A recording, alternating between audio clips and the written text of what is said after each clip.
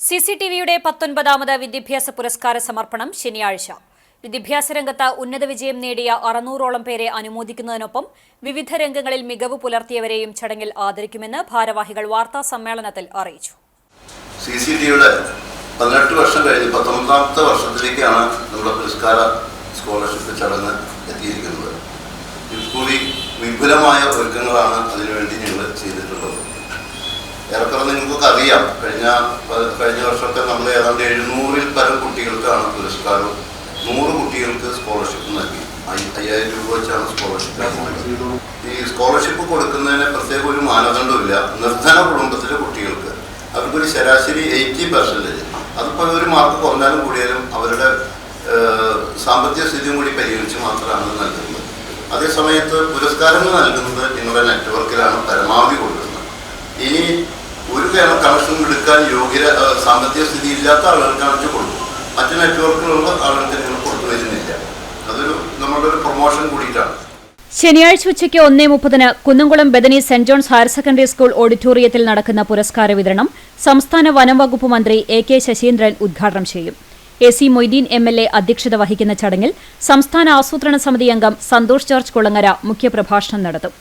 MLA-മാരായ Murali Perunnelli പ്രതിഭാദരവും UR Pradeep +2 പുരസ്കാര വിതരണവും NK Akbar SSLC പുരസ്കാര വിതരണവും നിർവഹിക്കും. ജില്ലാ കളക്ടർ അർജുൻ പാണ്ഡ്യൻ മുഖ്യാതിഥിയാകും. കുന്നംകുളം നഗരസഭാ ചെയർപേഴ്സൺ സീതാ രവീന്ദ്രൻ സ്കോളർഷിപ്പ് വിതരണം നടത്തും.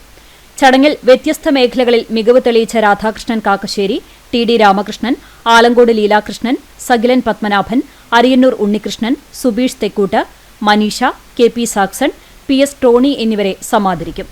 മികച്ച സംരംഭകരായ സജിത് ചോലയിൽ, റെജി B ചെറുവത്തൂർ എന്നിവർക്ക് സംരംഭകമിത്ര പുരസ്കാരവും ജീവകാരുണ്യ പ്രവർത്തകൻ ജേക്കബ് ചിരിയങ്കണ്ടത്തിന് കാരുണ്യമിത്ര പുരസ്കാരവും സമ്മാനിക്കും.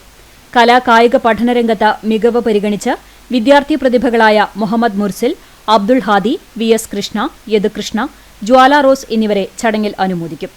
SSLC +2 പരീക്ഷകളിൽ മുഴുവൻ വിഷയങ്ങളിലും A+ നേടിയ 700-ലേറെ വിദ്യാർത്ഥികൾക്കാണ് വിദ്യാഭ്യാസ പുരസ്കാരം സമ്മാനിക്കുന്നത്.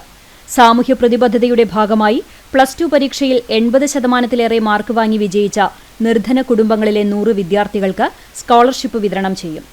കഴിഞ്ഞ 18 വർഷങ്ങളിലായി 10,000-ലേറെ വിദ്യാർത്ഥികളെയാണ് CCTV വിദ്യാഭ്യാസ പുരസ്കാരം നൽകി അനുമോദിച്ചിട്ടുള്ളത്.